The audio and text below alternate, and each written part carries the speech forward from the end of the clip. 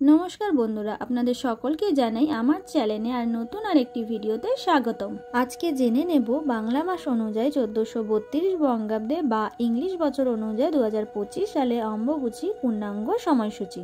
জেনে নেব অম্বুবাচী কেন পালন করব আমরা, অম্বুবাচীর দিন কোন কোন কাজগুলি করা উচিত এবং কোন কোন কাজগুলি করা উচিত নয়, আম দুধ কেন খেতে হয়, আর জেনে নেব অম্বুবাচীর প্রবৃত্তি ও নিবৃত্তির পূর্ণাঙ্গ সময়সূচি।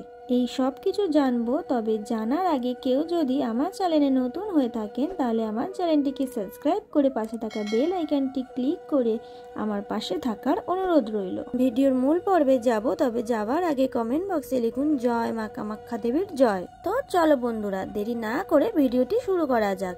সবার প্রথমে জেনে নেব অম্বুবাচী কেন পালন করব। কথায় বলে কিসের বার কিসের তিথি, আষাঢ়ের 7 তারিখ অম্বুবাচী।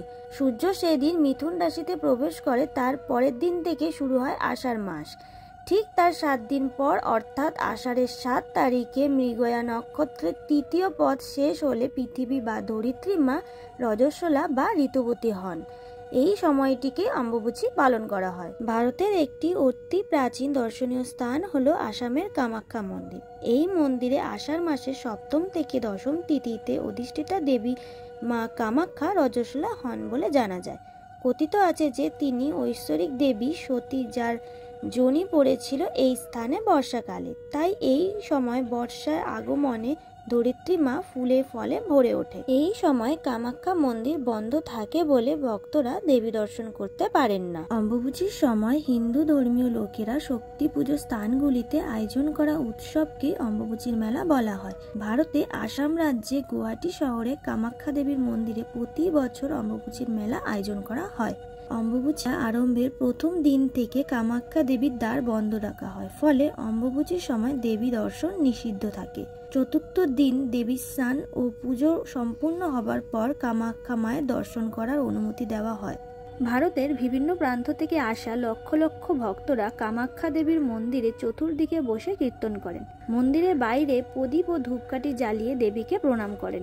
অম্বুবাচীর নিবৃত্তির দিন পাণ্ডারা ভক্তদের রক্তবস্ত্র উপহার দেন। দেবী পীঠের এই রক্তবস্ত্র ধারণ করলে মনস্কামনা পূরণ হয় বলে ভক্তদের বিশ্বাস। এই রক্তবস্ত্র পুরুষদের ডান হাত বা গলায় ও মহিলাদের বাম হাত বা গলায় পরিধান করুন। রক্তবস্ত্র পরিধান করে শ্মশান বা মৃত ঘরে যাওয়া নিষিদ্ধ। কামাখ্যা ধামের অম্বুবাচী মেলায় আন্তর্জাতিক ও জাতি সম্প্রীতি রক্ষার জন্য বিভিন্ন ভূমিকায় পালন করেছে। এবার জানবো অম্বুবাচীর দিন কি কি কাজ করা উচিত।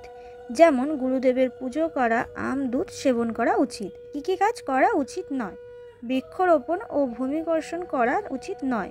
অম্বুবাচীর প্রবৃত্তি ও নিবৃত্তির পূর্ণাঙ্গ সময়সূচি। প্রবৃত্তি অর্থাৎ শুরু হবে 22শে জুন 7ই আষাঢ় রবিবার রাত 11টা বেজে 3 মিনিট থেকে।